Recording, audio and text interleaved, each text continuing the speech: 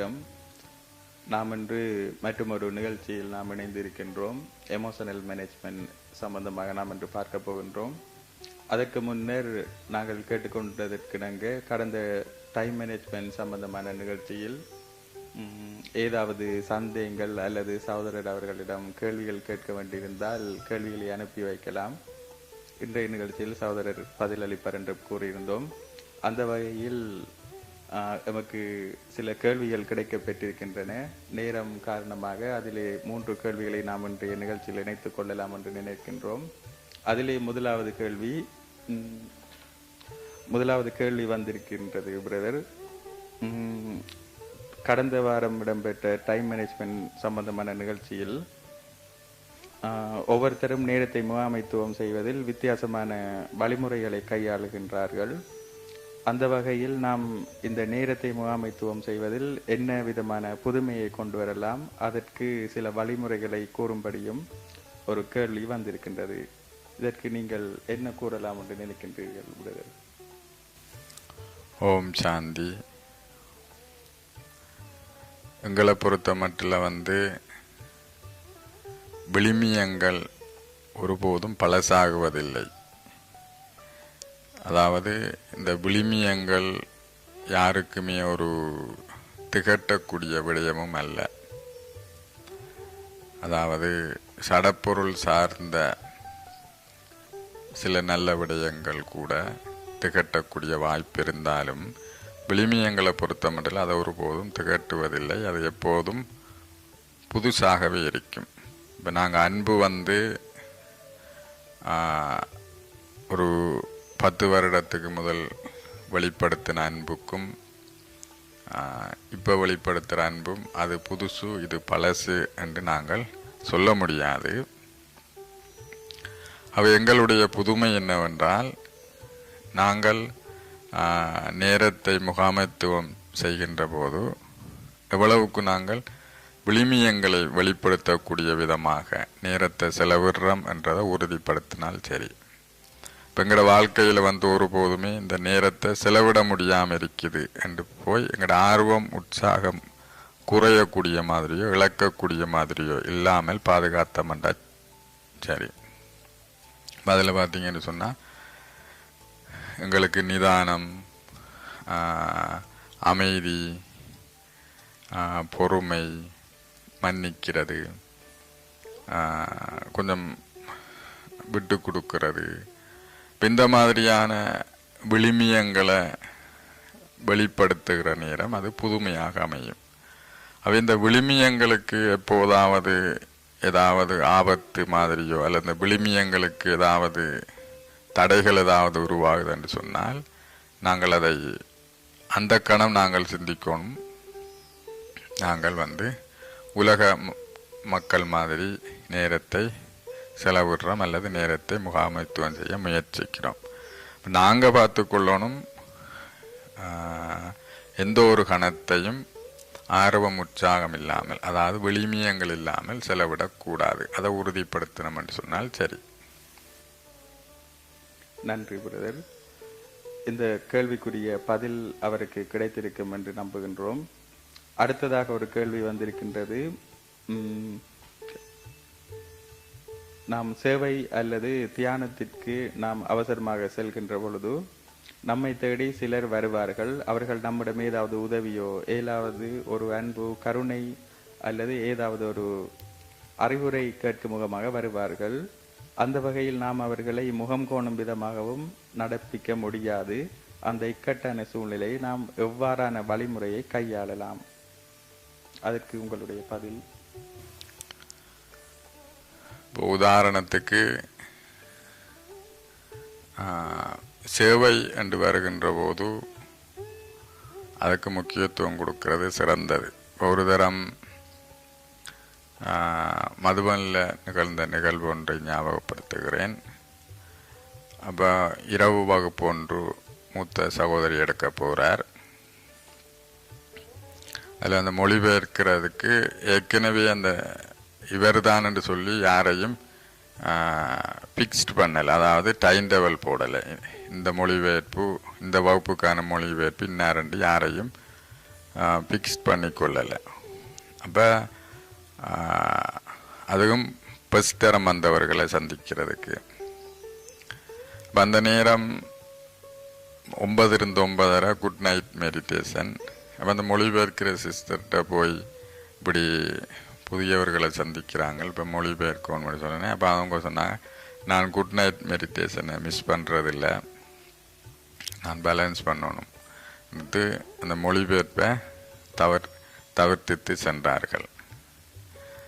இப்போ அந்த இடத்தை பொறுத்த மட்டும் என்னை பொறுத்த மட்டும் அது பேலன்ஸ் என்று நான் சொல்ல மாட்டேன். அந்த நேரம் அந்த சேவை தான் முக்கியத்துவம் பெறும். அது சேவை என்றது மற்ற ஆத்மாக்களிடமிருந்து பெறுகின்ற ஆசீர்வாதத்துக்கான ஒரு சந்தர்ப்பம். இப்போ இதே மாதிரி யாரையும் சந்திக்கிற நேரம், ஆலோசனை கூறுகின்ற நேரம், அது அவர்களுக்கு நன்மை பயக்குமாக இருந்தால், ஆன்மீகம் சார்ந்த நன்மை பயக்குமாக இருந்தால் நாங்கள் அதை பற்றி கவலைப்பட தேவையில்லை. ஆனால் வீணான பிறகு கலந்தாலோசிக்கக்கூடிய விடயமாக இருந்தால், அல்லது நமக்கு அப்பாற்பட்ட விடயங்கள், அது ஆன்மீகத்துக்கு அப்பாற்பட்ட விடயங்களாக இருந்தால் கொஞ்சம் காலம் தாழ்த்துவது நல்லம், அல்லது அதை தவிர்த்து கொள்வது நல்லம் என்று நினைக்கின்றேன். மற்றது, நாங்கள் வீட்டில் சில விடயங்களை பழக்கப்படுத்தி கொள்ள வேண்டும். இன்னென்ன டைம் தியானத்துக்குரிய நேரம் என்று நாங்கள் பழக்கப்படுத்தி கொண்டால் வருகின்றவர்களும் சிந்திப்பார்கள், வேறு என்னென்ன நேரத்தில் தியானத்தில் இருப்பார், நாங்கள் இந்த நேரத்தில் சந்திக்க முடியாது, அவை அதை தவிர்த்து போகலாம் என்று நினைப்பார்கள். அப்போ நாங்களும் வீட்டில் எங்களோட முன்னுக்கு எழுதி போடலாம், நாங்கள் வீட்டில் முன்னுக்கு எழுதி போடலாம். அதாவது இந்த நேரம் தியானத்துக்குரிய நேரம், இந்த நேரம் என்று போட்டால் வருகின்றவர்கள் அதை பார்த்து அவங்கள அதை தெரிஞ்சு கொள்வார். இந்த நேரத்தில் போனால் உங்களை சந்திக்க முடியாது. இந்த முறையையும் கையாளலாம். நன்றி பிரதர். அடுத்த கேள்வி, இந்த கேள்வியை அனுப்பிய சகோதரர் கூறியிருக்கின்றார், தினமும் இடைவிடாது அதிகாலை 2 மணித்தியாலங்களும் பிற்பகல் 2 மணித்தியாலங்களும் மொத்தமாக 4 மணித்தியாலங்கள் தியானம் செய்வதாகவும், அத்துடன் இடைப்பட்ட நேரத்தில் பாபாவின் சம்பந்தமான செயற்பாடுகளை செய்வதாகவும் கூறியிருக்கின்றார். இதனை மென்மேலும் அதிகரிப்பதற்கு ஏதாவது புதிய வழிமுறைகளை கூறுமாறு கேட்டிருக்கின்றார். இதில் நாங்கள் தெரிஞ்சு கொள்ளணும், ஆன்மீக மாற்றம், தூய்மையாகிறது, கர்மதீத நிலை அடைகிறது, சத்தியுகத்துக்கு போய் அந்த அந்தஸ்து அடைகிறது. பாபா முரளியில் சொல்லியிருக்கிறார், உங்கள் மாமியார் வீட்டிற்கு செல்வதை போன்றது அல்ல என்று. ஆன்மீகம் சார்ந்த நிகழ்வுகள் நாங்கள் உடனே முழு பெறுபவரையும் அடைய முடியாது என்பதையும் தெளிவாக வைத்துக் கொள்ளணும். ஆனால் ஆன்மீகம் சார்ந்து நாங்கள் முன்னேறலாம், படிப்படியாக முன்னேற்றத்தை உறுதிப்படுத்தலாம். ஆனால் முழுமையான நிலையை நாங்கள் ஒரு குறிப்பிட்ட காலத்துக்குள் உறுதிப்படுத்த முடியாது என்பதை நாங்கள் எல்லோரும் உறுதிப்படுத்தி என்றதில் நாங்கள் எல்லோரும் தெளிவடைஞ்சு கொள்ளணும். ஆகவே நீங்கள் சொன்னபடி அந்த நேரத்தை காலமே 2 மணி நேரம், மாலை 2 மணி நேரம் செலவிடுவது நல்லம். சாத்தியப்படுற அளவுக்கு அந்த எங்களுக்கு தெரியும் தானே, வீணான எதிர்மறையான உணர்வுகளோ எண்ணங்களோ எங்களை கட்டுப்படுத்தாத அளவுக்கு அதை நல்ல உணர்வுகளாக ஆன்மீகம் சார்ந்ததாக மாற்றக்கூடிய விதமாக எந்த விதமான ஆன்மீக செயல்பாடுகளை நாங்கள் ஈடுபடுத்தி கொள்ளலாம். எங்களை அதை நீங்கள் இடத்தை பொறுத்து நீங்கள் தான் அதை தீர்மானித்து கொள்ளணும், அதிகரித்து கொள்ளணும். ஏன்னா ஒவ்வொருத்தர் குடும்ப சூழ்நிலை பின்னணி வித்தியாசப்படும். அப்போ இவருக்கு இப்படித்தான் நேரத்தை முகாமைத்துவம் பண்ணணும் என்று சொல்லி ஒரு பொதுவான வரையறைக்குள்ள எல்லோரையும் கொண்டு வர முடியாது. எல்லோருடைய குடும்ப சூழ்நிலை, அவங்களோட சம்ஸ்காரம், உடல்நிலை, ஆரோக்கிய நிலை, அதை பொறுத்து அவங்கள் தான் அவங்களுக்கான சூழலை அமைச்சு கொள்ளணும்.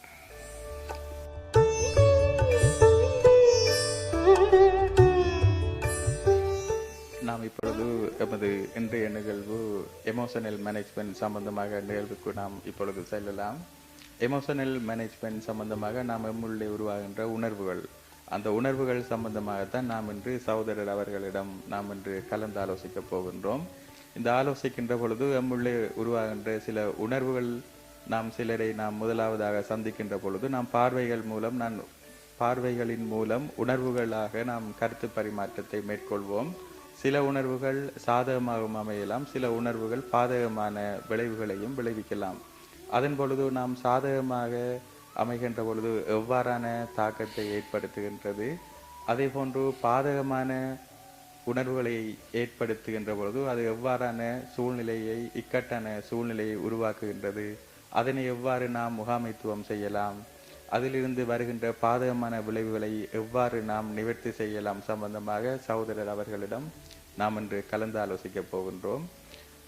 மீண்டும் ஒரு முறை சகோதரர் அவர்களை நாங்கள் வரவேற்றுக் கொண்டு, முதலாவது கேள்வி, மனிதர்கள் உணர்வுகளை உருவாக்குகின்றார்கள் பிரதர். அவ்வாறான உணர்வுகள் நல்லதாகவும் இருக்கலாம் அல்லது கெட்டதாகவும் இருக்கலாம். பொதுவாக மனிதர்கள் இந்த உணர்வுகளை உருவாக்குதல் சம்பந்தமாக உங்களுடைய கருத்து என்ன நினைக்கின்றீர்கள் பிரதர்?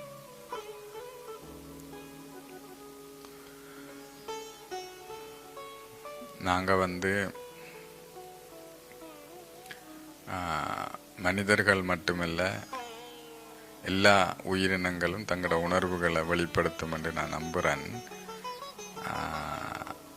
அவங்களோட ஒவ்வொரு விலங்கும் அதற்குரிய பாணியில் அந்த உணர்வுகளை வெளிப்படுத்தி கொள்ளும். உதாரணத்துக்கு நாங்கள் மனிதர்களும் ஒருவரை ஒருவர் சந்திக்கின்ற போது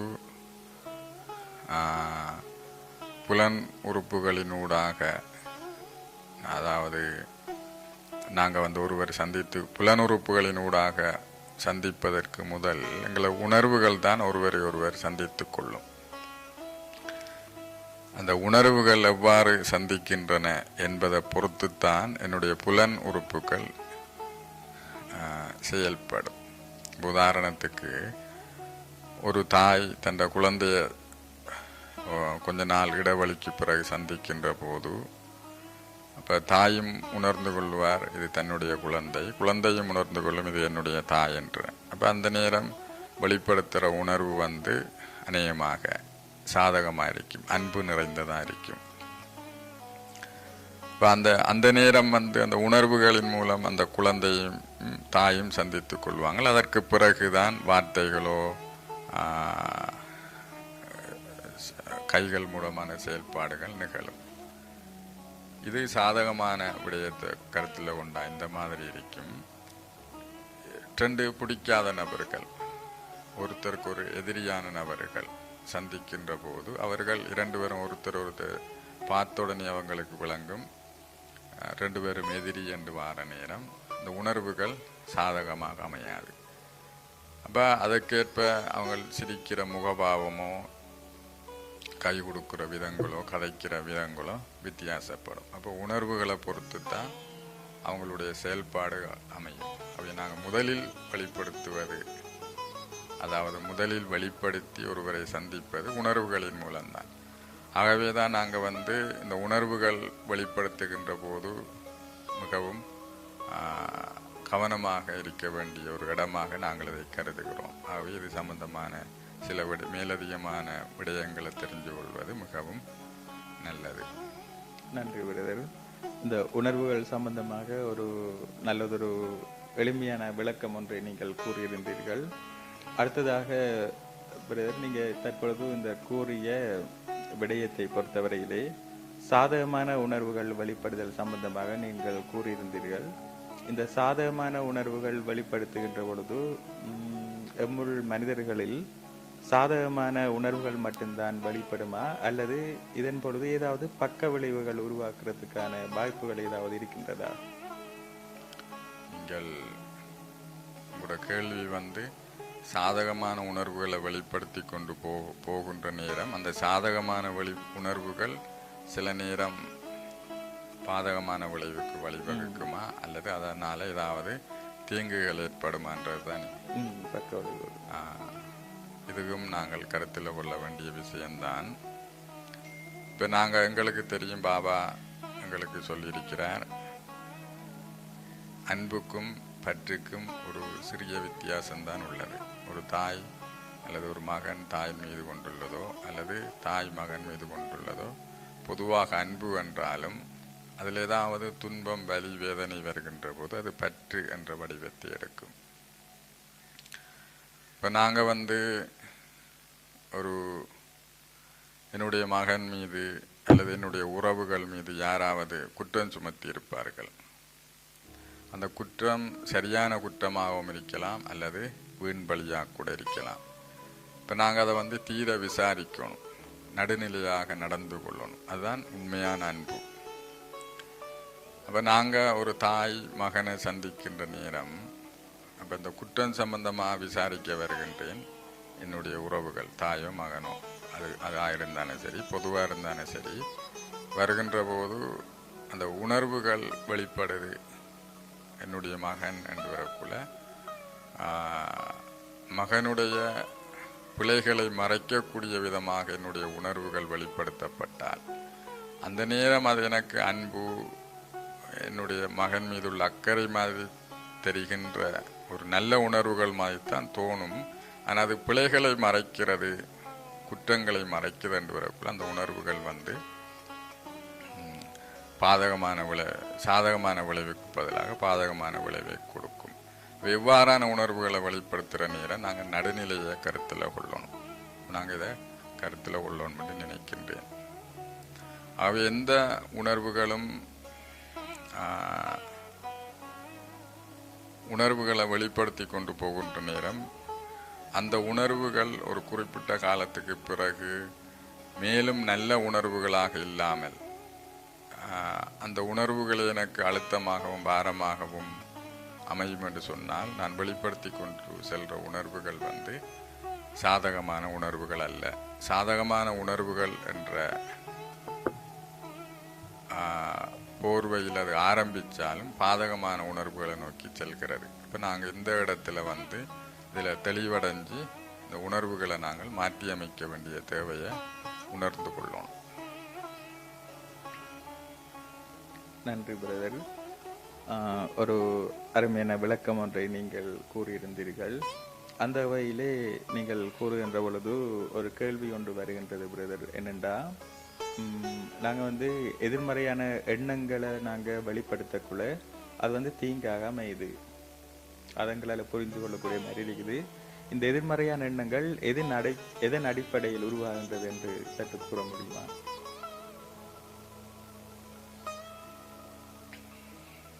நீங்கள் எதிர்மறையான எண்ணங்களை கேட்கிறீர்களா, எதிர்மறையான உணர்வுகளை கேட்கிறீர்கள்? எதிர்மறையான உணர்வுகள். இப்போ உண்மையில் எங்கள் எல்லோருக்குமே தெரியும், என்னுடைய சுயத்தினுடைய தெளிவின் அடிப்படையில் தான் நல்ல எண்ணங்களோ அல்லது நல்லம் இல்லாத எண்ணங்களோ உருவாகும். அதாவது தெளிவின் அடிப்படையில் தான் நாங்கள் இனங்கண்டு கொள்ளலாம், இது நல்ல உணர்வுகள், இது நல்லம் இல்லாத உணர்வுகள் என்று சொல்லி. இப்போ சில நேரம் எனக்கு சுயத்தை பற்றி புரிஞ்சு கொள்ள முடியலை, எனக்குள்ள என்ன நடக்குது என்று என்னால் வேறு பிரிக்க முடியலை. இப்போ நான் அமைதியாக இருக்கேனா இல்லையான்னு என்னால் தெரிஞ்சு கொள்ள முடியலை. நான் சில நேரம்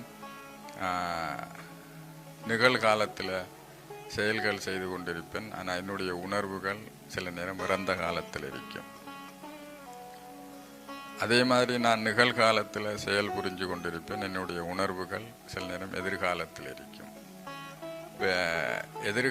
இறந்த காலமும் சரி எதிர்காலமும் சரி சாதகமான உணர்வுகளாக இருந்தால் என்னுடைய நிகழ்காலத்துக்கு அது சப்போர்ட் பண்ணும்.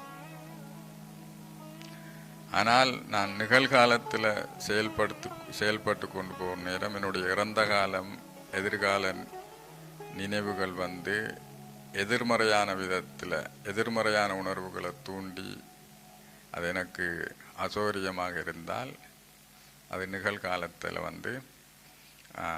அது ஒரு சாதகமான விளைவுக்கு வழிவகுக்காது.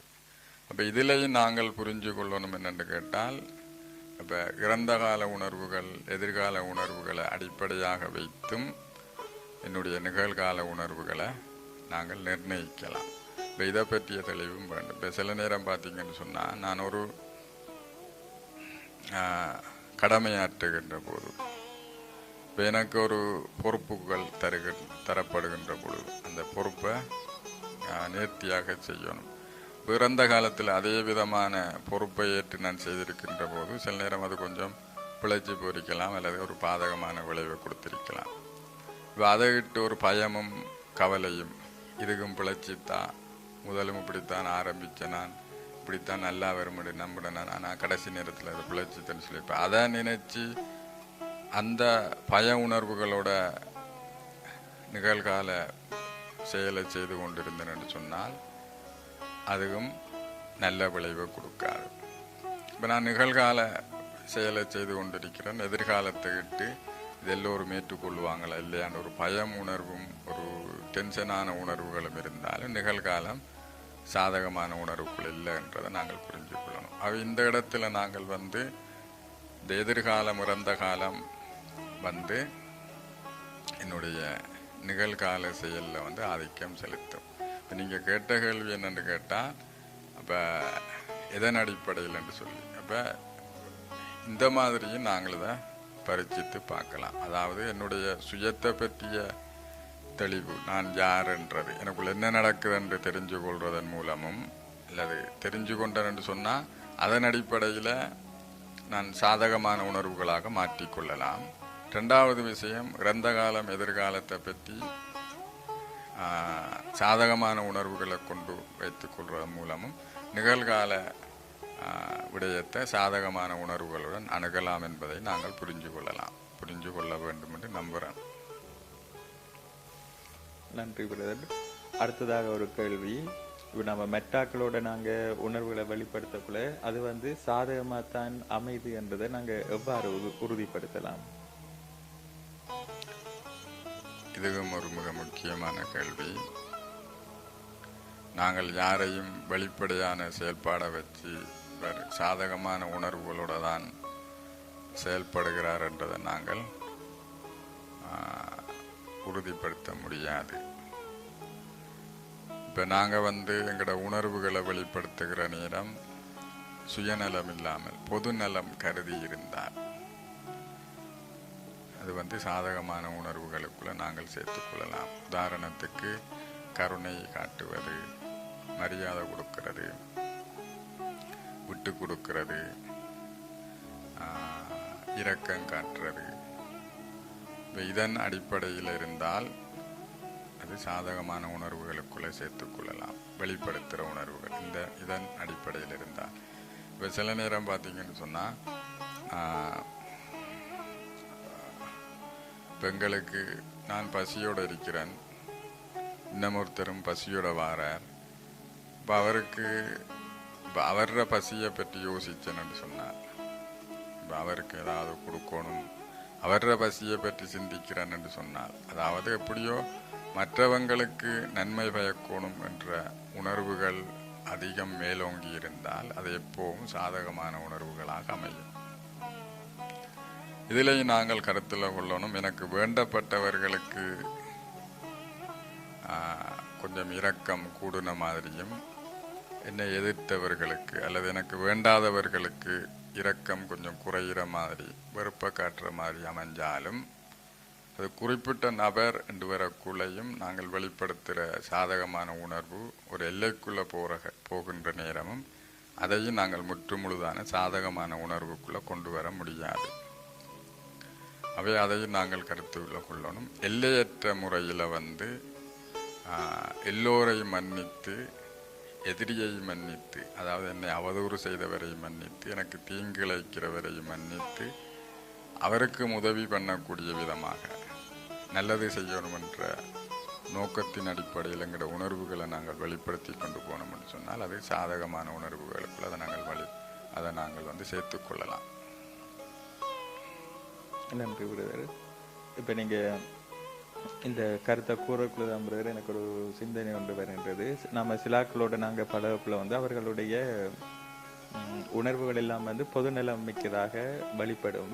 ஆனால் சில வேளை பிரதர் சிலாக்கள உணர்வுகள் உள்ளுக்குள்ள பார்த்தோம்னா அது சுயநலமாக தான் காணப்படுது. இதை பற்றி நீங்கள் என்ன சொல்லணும் என்று நினைக்கிறீங்க? அதுதான் நான் உங்களுக்கு முதலே சொல்லியிருந்தேன். வெளிப்படையான செயலை வச்சு அவரை நல்ல உணர்வுகளைத்தான் வெளிப்படுத்துகிறார் என்று சொல்ல முடியாது என்று வெளியில் நடித்து கொள்வார்கள் நல்லவர்கள் மாதிரி. ஆனால் உள்ளுணர்வில் அவங்களோட தங்களோட காரியத்தை முடிக்கக்கூடிய மாதிரி இருப்பார்கள். நான் நினைக்கிறேன் இது ஆபத்தில் தான் முடியும். இப்போ ஆரம்பத்தில் எனக்கு வெற்றி மாதிரி இருக்கும், ஆனால் அது ஒரு குறிப்பிட்ட காலத்துக்கு பிறகு அதுவே எனக்கு ஒரு சாபமாக அமையும் நடிக்கிறது. இப்போ நாங்கள் பொதுவாக சொல்வார்கள் தானே, எதிரியை மன்னிக்கலாம், துரோகிகளை மன்னிக்க கூடாதுன்னு சொல்லி. இப்போ நாங்கள் உள்ளுக்குள்ள வெறுப்பு உணர்வையும் உள்ளுக்குள்ள தங்களோட சுயநலத்தையும் வச்சு வெளியில நல்ல உணர்வுகள் மாதிரி நடித்தால் அது ஒரு துரோகிகள்ன்ற லிஸ்ட்டுக்குள்ளே தான் நாங்கள் போவோம். அது ஆரம்பத்தில் வெற்றி மாதிரியும் நல்லது மாதிரியும் தோன்றும். அது போக போக அது ஒரு பாரதூரமான விளைவை கொண்டு வரும். ஏன்னா நாங்கள் எதிர்க்கிற நேரம் அவர்கள் மற்றவங்களோட ஆசீர்வாதங்கள் குறைகிற அளவை விட இந்த மாதிரி நடிக்கிற நேரம் அந்த நடிப்புக்கார் என்று தெரிய வந்தால் வாழ்நாள் பூராக நாங்கள் மற்றவர்கள் இருந்து பெறுகின்ற ஆசீர்வாதத்தை இழக்க வேண்டி வரும். பிறகு எங்களை நம்ப வைப்பதற்கு நாங்கள் அதிக முயற்சி எடுக்கணும். எங்களுக்கு தெரியணும் இந்த உலகத்தில் நாங்கள் வாழ்வதற்கு மற்றவர்களோட ஆசீர்வாதம் மிக முக்கியம். அதே நேரம் எனக்கு ஆன்மீக செயல்பாடுகளில் ஈடுபட வேண்டுமா இருந்தாலும் மற்றவர்களோட ஆசீர்வாதம் இல்லாமல் நாங்கள் ஆன்மீகத்தில் ஒரு அடி கூட முன்னோக்கி நகர முடியாது. இந்த மாறுபட்ட உணர்வுகளை உள்ளுக்குள்ளொன்று வெளியிலொன்றை வெளிப்படுத்துறது ஆன்மீகத்தில் ஒருபடி கூட முன்னேறுவதற்கு எனக்கு வழிவகுக்காது. இது பௌதீகமாக பொதுவான உலகத்திலேயும் இவ்வாறானவர்களை மக்கள் விரும்ப மாட்டார்கள். அவங்களுக்கு தெரியணும் நாங்கள் இதில் மிக கவனம் அளிக்கணும். உள்ளதை வெளிப்படுத்துறது நல்ல. ஆனால் நாங்கள் என்னுடைய ஆன்மீக முதிர்ச்சியால் அவரை மன்னிச்சு அவரை மறந்து அதை சாதகமாக எடுக்கிற மனோபாவத்தை கொண்டு வந்தால் அது மிகப்பெரிய பாக்கியம் என்று தான் கருதணும். அதாவது எனக்கு எதிர்த்தவர்களை நான் மன்னித்து சாதகமாக அவர் அணுகிறேன் என்று சொன்னால் அந்த மனோபாவம் உருவாக்கி இருக்கிறது. அது ஒரு ஆன்மீகத்தில் ஒரு நிலையில தான் இந்த மாதிரியான ஒரு நிலை வரும். இது எனக்கு மகா பாக்கியம் என்று சொல்லப்படும். ஆனால் உள்ளுக்கொண்டு வைத்துக்கொண்டு வெளியில வேறொரு நல்ல உணர்வுகள் மாதிரி நடித்துக் கொள்வது நல்லதல்ல. அது பாரதூரமான விளைவுகளை கொண்டு வரும். சரி பிரதர், நீங்கள் இப்போ கூறியதுல இருந்து நிறைய விடயங்களை ஏற்றுக்கொள்ளக்கூடிய மாதிரி இருந்தது. அதில் ஒரு வித்தியாசமான ஜோசிக் என்பது என்னென்னா, இப்போ நாங்கள் உணர்வுகளை நாங்கள் இருந்தாப்புல திடீரென்று நாங்கள் வெளிப்படுத்தக்குள்ள அதில் எப்படி என்றால் நல்லதோ கெட்டதோ அது நாங்கள் எங்களுக்கு எதிர்பார்த்த விளைவுகளை நிச்சயமாக தராது. அது எல்லாருக்கும் தெரியும். இதை பற்றி நீங்கள் என்ன ஒரு சொல்ல வரீங்க? இதுவும் ஒரு முக்கியமான விடயம்தான். நல்ல உணர்வுகளோ எதிர்மறையான உணர்வுகளோ அதுக்கு ஒரு கட்டுப்பாடு இல்லாமல் இடத்தை பொறுத்து வெளிப்படுத்தாட்டி அது கட்டுப்படுத்தி அந்தந்த இடத்தை பொறுத்து வெளிப்படுத்தாட்டி அது சாதகமான விளைவுக்கு பதிலாக பாதகமான விளைவைத்தான் கொடுக்கும். உதாரணத்துக்கு நாங்கள் எந்த இடத்துல நிற்கிறோம், யாரோட கதைக்கிறோம், அயலவர்கள் யார் என்பதை கருத்தில் கொள்ளணும். இப்போ சில நேரம் என்னுடைய நெருங்குற உறவுகளுக்கு நாங்கள் அளவுக்கு அதிகமான உணர்ச்சி வசப்பட்டு அந்த உணர்வுகளுக்குள் அடிமையாகி அந்த உணர்வுகளை திடீரென்று போல வெளிப்படுத்துகிற நேரம் ஏனையவர்களுக்கு அது ஒரு வெறுப்பை கொடுக்கும். அதாவது என்னதான் இருந்தாலும் அவர் மற்ற சொந்தம் அவருக்கு வேண்டப்பட்டார்கள் என்று வரக்குள்ள அவங்களோட பக்கம் தான் நிற்க பார்ப்பாங்கள்னு சொல்லுவாங்க. அப்போ எங்களை ஒரு நடுநிலையானவர் நல்லவர் என்று ஏற்றுக்கொள்ள மற்றவர்கள் தயங்குவார்கள். இப்போ அதே நேரம் எனக்கு உதவி பண்ணவருக்கு என்று அவரவை என்று சிந்தித்து என்ற உணர்வுகளை வெளிப்படுத்துகின்ற நேரமும் அது மற்றவர்களுக்கு சில நேரம் வெறுப்பை கொடுக்கும். அது சில நேரம் எனக்கு உதவி பண்ணினவரில் ஒரு எரிச்சல் பொறாமையை மற்றவங்களுக்கு தூண்டுதலாக அமையும். இந்த உணர்வுகளை வெளிப்படுத்துகிற நேரம் காலம் இடத்தை கருத்தில் கொண்டு வெளிப்படுத்துறது நல்ல. இப்போ அதே நேரம் பார்த்தீங்கன்னு சொன்னால் இது சாதகமானதில் உள்ள விளைவை பற்றி இப்போ சொன்னேன். அதே மாதிரி இப்போ பாதகமாக இப்போ எனக்கு ஒரு செய்தி வருகிறது, இன்ன நபர்கள் உங்களை பற்றி இன்ன இடத்துல வச்சு அவதூறு செய்தார்கள் என்ற ஒரு செய்தி எனக்கு வருகின்ற நேரம், ஒரு செய்தி வருகின்ற நேரம் நான் அதை நம்பி உடனே போய் அந்த நபர்களை சந்தித்து என்னுடைய கோபம் வெறுப்பு உணர்வுகளை வெளிப்படுத்தினாலும் அது நல்லது அல்ல. நாங்கள் கொஞ்சம் பொறுமையாக இருந்து கொஞ்சம் நேரம் எடுத்து கொஞ்சம் காலதாமதமாக்கி கொஞ்சம் சிந்தித்து நாங்கள் செயல்படுத்தக்கூடிய விதமாக எங்களோட உணர்வுகளை கட்டுப்படுத்தணும். நாங்கள் இப்போ என்ன அவதூறு செய்திருந்தால் அது உண்மையா இல்லையான்னு விசாரிக்கணும். உண்மையாக அவதூறு தான் செய்திருந்தாலும் நான் எடுக்க போகின்ற நடவடிக்கை அவரை திருத்துமா அல்லது மேலும் பல தீங்கான விளைவுகளை கொண்டு வருமான்னு நான் சிந்திக்கணும். இப்போ நான் போகிறேன், அவர்கிட்ட விசாரிக்கிறேன். இப்போ அந்த சந்தர்ப்ப சூழ்நிலைகள் மற்றவர்கள கண்ணுக்கு அது பிழையாக இருக்கும், அல்லது அவர் யாரையோ சொன்னது தவறுதலாக என்ன குறிப்பிட்டிருக்கலாம், அல்லது ஏதோ ஒரு மிஸ் அண்டர்ஸ்டாண்டிங் மாதிரி இருக்கலாம். அப்போ நான் இந்த அவசரப்பட்ட உணர்வுகளை வெளிப்படுத்துகிறேன்னு சொன்னால் அதுக்கு பல மன வருத்தங்கள், மனதை காயப்படுத்துகிற மாதிரி ஏதாவது நிகழ்ந்து சொன்னீங்கன்னா அதை சரிப்படுத்துறதுக்கு கொஞ்சம் காலதாமதம் ஆகும்.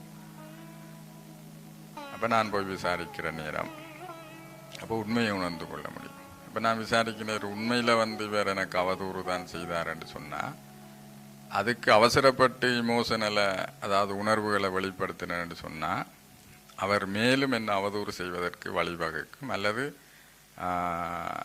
அந்த அவதூறை மேலும் பலர் தொடர்வதற்கும் சில நேரம் வழிவகுக்கும். அப்போ நான் அதை சாதகமாக அணுகிறதுக்கு, அதாவது அவரை திருத்துறதுக்கு ஏற்ற மாதிரியும் இருக்கணும். அதே நேரம் நான் கையாளுற விதம் பல பேருக்கு பாதிப்பு உண்டாகாத விதமாகவும் இருக்கணும். ஆகவே நீங்கள் சாதகமாகவோ பாதகமாகவோ உணர்வுகளை வெளிப்படுத்துகிற நேரம் நாங்கள் அவசரப்பட்டு உணர்வுகளை வெளிப்படுத்தக்கூடாது. இந்த உணர்வுகளை கட்டுப்படுத்தி இடத்துக்கேற்ப அந்த உணர்வுகளை வெளிப்படுத்துகிற கலையை நாங்கள் கற்றுக்கொள்வோம். நன்றி பிரதர். இப்போ நீங்கள் கூர்ண விடயங்கள் இருந்து பிரதர், இப்போ உணர்வுகள் என்ற என்ன, அதில் எவ்வாறான தாக்கத்தை பாதிப்புகளை உருவாக்குது ஏற்படுது என்று நீங்கள் கூறியிருந்தீர்கள் பிரதர். இப்போ இதில் நாங்கள் ஒரு கட்டுக்கோப்புகளை நாங்கள் கொண்டு வரணும்னா நிச்சயமாக இந்த உணர்வுகள் முகாமைத்துவம் பற்றி எங்களுக்கு ஒரு பூரண விளக்கமும் பூரண நடைமுறையும் எங்களுக்கு தெரிஞ்சிருக்கணும் பிரதர். இப்போ நீங்கள் இந்த உணர்வுகளின் முகாமைத்துவம் என்றா என்னன்னு நினைக்கிறீங்க? இப்போ முகாமைத்துவம் என்றது பொதுவான வரவிலக்கணம் நான் நினைக்கிறது, குறைந்த வளங்களை கொண்டு அதிக பலனை பெறுகிறது. அதாவது அனாவசியமான வீண் விரயங்களை தவிர்க்கிறதுக்கு நாங்கள் முகாமைத்துவம் என்ற சப்ஜெக்டை சேர்த்துக்கொள்கிறோம். இதிலேயும் முகாமைத்துவம் என்கிறது என்னுடைய உணர்வுகளை வெளிப்படுத்துகிற நேரம் அது எனக்கும் சாதகமான உணர்வுகளை தூண்டக்கூடிய விதமாகவும் மற்றவர்களுக்கும் சாதகமான உணர்வுகளை தூண்டக்கூடிய விதமாகவும், மற்றது அது ஒரு நீண்ட காலத்துக்கு நன்மை பயக்கக்கூடிய விதமாகவும் நாங்கள் எங்களோட உணர்வுகளை வெளிப்படுத்தக்கூடிய விதமான அந்த கலையை கற்றுக்கொண்டு அதை நடைமுறைப்படுத்தணும் என்று சொன்னால் அது உணர்வுகளோட முகாமைத்துவம் என்று நாங்கள் சொல்லலாம். இப்போ நாங்கள் இந்த உணர்வுகளை முகாமைத்துவம் பண்ணாமல் இந்த சமுதாயத்தில் நாங்கள் வாழ முடியாது என்று சொன்னால் எங்களுக்கு தெரியும். இந்த கலியுகத்தில் எல்லோருக்குமே எல்லாம் வாய்ப்பாக அமையாது. இப்போ நிறைய பேருக்கு அதாவது எல்லாம் வாய்ப்பாக அமையாதுன்னு சொன்னால் எல்லோருமே நெருக்கடியான காலப்பகுதியில் உள்ளார்கள். பொதுவாக எல்லோரும் விழுமியங்களுக்கான தேடலுடன் தான் இருக்கிறார்கள். அதாவது யாருமே முழுமையாக எல்லா தெய்வீக குணங்களுடனும் இல்லை. அப்போ இதுகளுக்குள்ளே போய் நாங்கள் அவசரப்பட்டு உணர்வுகளை வெளிப்படுத்தி மேலும் மேலும் பாதிப்புகளை உருவாக்கி பாவத்தை அதிகரிக்கிறதுக்கு பதிலாக பாவத்தை குறைக்கி எங்களை சுமூகமாக சீராக வைத்திருக்கொள்வதற்கு இந்த முகாமைத்துவத்தை நாங்கள் கற்றுக்கொள்ளணும், அதை நடைமுறைப்படுத்தணும். ஏற்கனவே சொன்ன மாதிரி எங்களுக்கு தெரியும், இந்த கலியுகத்தில் எல்லோருக்கும் எல்லாம் வாய்ப்பாக அமையாது. நிறைய செல்வம் இருந்தால் போதுமான அளவு ஆரோக்கியம் இருக்காது. நல்ல ஆரோக்கியம் இருந்தால் நான் எதிர்பார்க்கிற விதமான குடும்பம் அமையாது. நல்ல குடும்பம் அமைந்தாலும் சமுதாயம் நான் எதிர்பார்க்கிற அளவில் ஏற்றுக்கொள்ளாது. எல்லோருமே ஏதாவது ஒரு நெருக்கடிக்கு முகம் கொடுக்கத்தான் வேண்டும். எல்லோரும் ஏதோ ஒரு கட்டத்தில் அழுத்தத்துக்கு உள்ளாகுவார்கள். எல்லோரும் ஏதோ ஒரு கட்டத்தில் ஒரு குறிப்பிட்ட சூழ்நிலையால் வாரத்துக்கு உள்ளாகுவார்கள். அப்போ அந்த நேரம் அவங்க கொஞ்சம் எதிர்மறையான உணர்வுகளைத்தான் வெளிப்படுத்த பார்ப்பார்கள். அப்போ நாங்கள் இதெல்லாம் புரிஞ்சு கொள்ளணும். அவை நாங்கள் மற்றவர்களை 100% சாதகமாக மாற்றி அவங்கள முற்றுமுழுதான உணர்வுகளில் இருந்து அவங்கள எதிர்மறையான உணர்வுகளிலிருந்து விடுவிக்கிறது என்பது அவ்வளவு சுலபமான விஷயம் இல்லை. ஆனால் எங்கட உணர்வுகளை கட்டுப்படுத்தி அவங்களுக்கு ஏற்ற மாதிரி முகாமைத்துவம் செய்வது எங்கட கையில் உள்ளது என்பதை நாங்கள் தெரிஞ்சு கொள்ளணும். ஆகவே இந்த உணர்வுகளை முகாமைத்துவம் செய்து எல்லோருக்கு ஏற்ற விதமாகவும் நாங்கள் எங்களை மாற்றியமைச்சு கொண்டு, அதாவது மாற்றியமைக்கிறது எல்லா சூழ்நிலைக்கும் ஏற்ப என்ன சாதகமாக மாற்றியமைக்கிறது தான் ஒரு சிறந்த கலையாக அமையும். நாங்கள் அதில் அதை கருத்தில் கொண்டு எங்களோட நடவடிக்கைகளை நாங்கள் முன்னெடுத்தால் மிகச் சிறந்ததாக அமையும் என்று நம்புகிறேன். நன்றி பிரதர். கடந்த 35 நிமிடங்களுக்கு மேலாக உங்களுடன் கலந்துரையாடியதில் மிகவும் பிரயோசனமாக அமைந்திருந்தது. உணர்வுகள் என்றால் என்ன, ஏற்கனவே நீங்கள் கூறியது போன்று உணர்வுகள் எவ்வாறான தாக்கத்தை ஏற்படுத்துகின்றன. சிலர் நம்முடன் பழகின்ற பொழுது பொதுநலமாம் போன்று இருப்பார்கள், ஆனால் உள்ளே சுயநலம் போன்று தென்படுவார்கள். அடுத்ததாக மனிதர்கள் உணர்வுகளை வெளிப்படுத்துகின்ற பொழுது நல்லதோ கெட்டதோ அதனை நாங்கள் கட்டுப்பாட்டுகள் கொண்டு வரலாமா, பாதகமான சூழ்நிலையை ஏற்படுத்துமா என்பது சம்பந்தமாக மிகவும் அற்புதமாக நீங்கள் எங்களுக்கு தெளிவுபடுத்தியிருந்தீர்கள். அத்துடன் இறுதியாக இந்த உணர்வுகளை நாங்கள் எவ்வாறு முகாமைத்துவம் செய்வது சம்பந்தமாகவும் நீங்கள் எங்களுக்கு கூறியிருந்தீர்கள்.